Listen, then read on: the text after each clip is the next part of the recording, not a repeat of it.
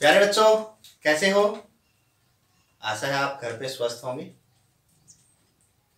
पिछले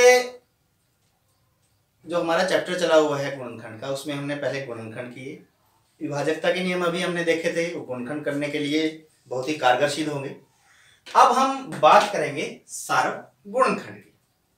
गुणनखंड के बारे में आप सभी पढ़ चुके हैं। सारव का मतलब आप समझते हैं कि जो सब में हो। अब सब में को समझने के लिए मैं एक उदाहरण लेता हूं कि मैं दो संख्याएं ले रहा हूं, एक 20 है और एक मेरे पास 15 है। मैंने दो संख्याएं ले ली,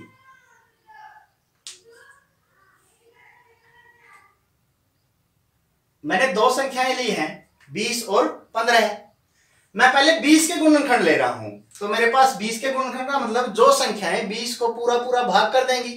पहली संख्या आपको पता है क्या? 1, जो सबको भाग कर देती है। फिर 2 भी 20 को कर देगी, 3 कर देगी, 3 से 20 भाग नहीं होगा। आगे 4 करेगी, 5 करेगी, 10 से पूरी पूरी भाग जाएगी और 20 से। अब ये चीज देखने के लिए मेरा उत्तर सही है या गलत है, हम पहले ये देखेंगे।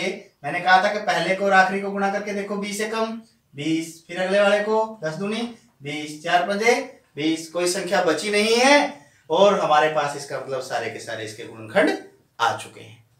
अब इसी प्रकार 15 के लेंगे, 15 को 1 भाग कर देगी पूरा पूरा, 3 कर देगी, 5 कर देगी और खुद 15। इसमें भी हम देख लेते हैं यदि हमें कोई लग रहा है 15 एकम 15, 3 बचे 15, भी कोई गुणनखंड हमारा छूटा नहीं है। तो मेरे पास अभी 15 के गुणनखंड आ गए हैं और 20 के गुणनखंड आ गए हैं। अब यदि गुणनखंड आ गए हैं तो अब हम इसके क्या लेंगे? 15 और 20 के सार्व गुणनखंड।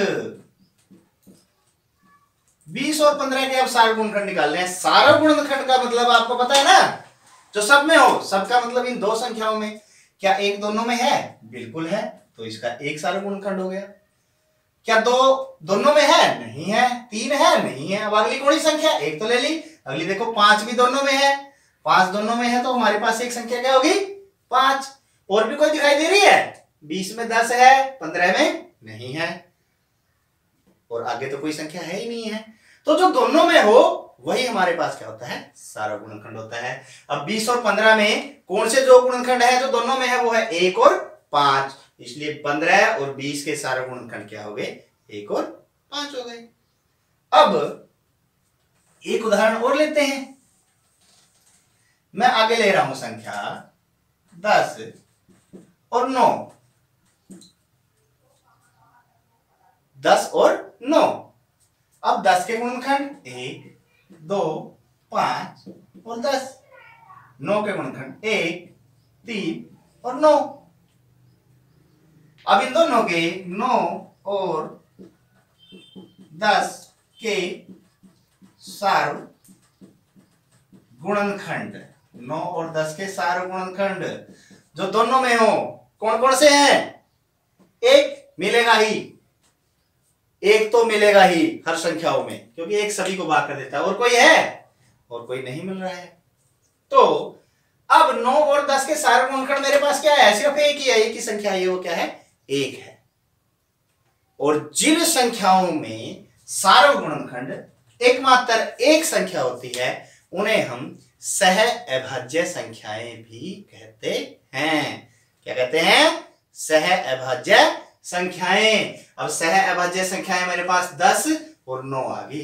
और भी देख सकते हैं हम। यदि मैं और संख्या लेता हूं आगे, और मैंने एक संख्या ले ली 25 और एक संख्या ले ली मैंने 18 है। इसके गुणनखंड 1, 5 और 25। 18 किस से भाग जाएगी? 1 से, 2 से, 3 से, 6 से, 9 से और खुद 18 से। अब इन दोनों में भी देखो कि हमारे पास जो सार्व गुणनखंड है किस किस के? 18 के और 25 के। सार्व गुणनखंड कौन कौन सा आया है? एक ही आया है। और कोई संख्या नहीं है जो दोनों में है। 2 है? नहीं, ये 25 है, इसका ध्यान रखना है। ये 25 ही लिखा है हमने। तो हमारे पास 18 और 25 के सार्व गुणनखंड भी क्या है? 1 है। इसका मतलब 18 और 25 भी क्या है? सह अभाज्य संख्याएं हैं। समझ आया? चलो अब सार्वक गुणनखंड के साथ साथ एक चीज और हम ले लेते हैं, सार्वक गुणनखंड, और दूसरा हमारा इसका टॉपिक है सार्वक गुणज। गुणज का मतलब पहले बता चुके हैं हम। गुणज का मतलब क्या होता है? पहाड़े। उसी प्रकार जिस प्रकार हमने गुणनखंड लिए हैं उसी प्रकार हम गुणज लेंगे। मान लिया कि 9 और मैं ले रहा हूं 6, इनके मुझे क्या निकालने हैं? 9 और 6 के सार्वक गुणज। बिल्कुल आसान है, गुणज आप पहले निकाल चुके हैं तो सार्वक गुणज भी निकल जाएंगे। गुणज निकाल चुके हैं, सार्वक का मतलब जो सब में हो। मान लिया 9 के मेरे पास गुणज क्या है? क्या है? 9 है, 18 है, 27 है। 9 का पहाड़ा ही तो है। और 6 के सार्वक गुणज 6 है, 12 है, 18 है, 24 है, चलते रहेंगे उसी प्रकार। ये सारे गुणज है, ये गुणज हैं। 6 के गुणज ये हैं, 9 के गुणज ये हैं। अब सारे गुणज के लिए मैं ये चीज देखूंगा कि मेरे पास 6 और 9 के पहाड़े में कौन सा वो अंक है जो सबसे पहले आया है। कौन सा है? दिखाई दे रहा है? कौन सा है? 18 आया है। तो मतलब 9 और 6 का पहला सार्वक गुणज क्या है? 18 है। दूसरा कौन सा आएगा? अब इनकी तरफ देखने की जरूरत नहीं है, अब इसकी तरफ देखो। जो पहला सार्वक गुणज आया है उसका पहाड़ा आगे आएगा। 18 के बाद क्या आएगा? 36, फिर 54, फिर 72, फिर चलता रहेगा। इस प्रकार से हम किन्हीं भी दो संख्याओं के सार्वक गुणज आसानी से निकाल सकते हैं। एक और संख्या लेके देख लेते हैं हम लेके देखते हैं। चलो आप ही बोल दीजिए। हम छोटी ले लेते हैं, चलो 4, और मैं इधर से ले लेता हूं 8।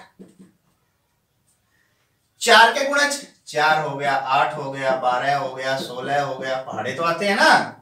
और 8 के 8 हो गया, 16 हो गया, 24 हो गया, 32 हो गया, आते हैं ना। ये हो गई। अब किस किस के सार्वक गुणज लेने हैं? 8 के और 4 के। 8 और 4 के पहाड़े में कौन सा अंक है जो सबसे पहले आ रहा है? 16। 16 से पहले क्या आ रहा है? 8 भी आ रहा है। देखो ध्यान से दोनों के पहाड़ों में। और पहला सार्वक गुणज इसका क्या है? 8 है। दूसरा